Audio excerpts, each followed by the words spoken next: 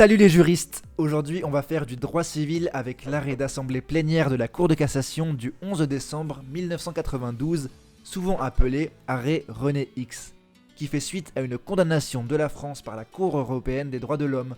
On parle de la décision CEDH du 25 mars 1992, B contre France. Mais avant tout ça, n'hésite pas à consulter nos playlists pour préparer tes partiels de droit civil, on y traite de nombreux arrêts. Les faits étaient les suivants. René X est né avec le sexe masculin, mais s'était toujours considéré comme une femme. Pour accorder son sexe biologique et son sexe psychologique, il avait subi des traitements hormonaux et avait modifié son apparence physique pour devenir une femme.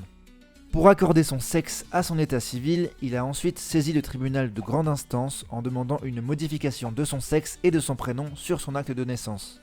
Les juges du premier degré ont accueilli la demande de changement de prénom sans accorder le changement de sexe sur les registres. En appel, le jugement a été confirmé.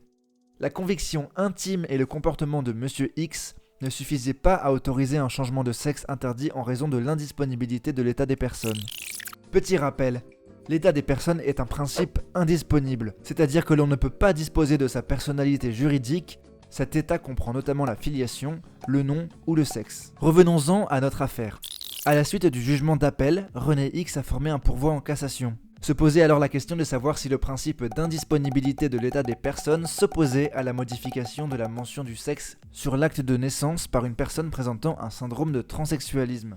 Pour répondre à cette question, les juges de cassation se sont appuyés sur les articles 8 de la CEDH et 9 du Code civil qui défendent le droit à la vie privée. Ainsi, le principe d'indisponibilité de l'état des personnes ne s'oppose pas à la modification de la mention du sexe en raison du respect dû à la vie privée. Cette modification doit néanmoins être motivée par la justification de 4 critères.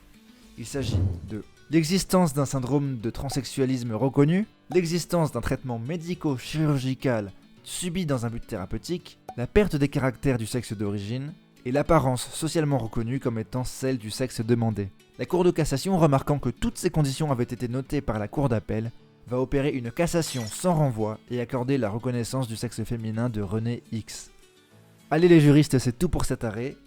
Si vous voulez approfondir cette notion, vous pouvez regarder dans la description, on vous mettra comme toujours l'arrêt et des commentaires.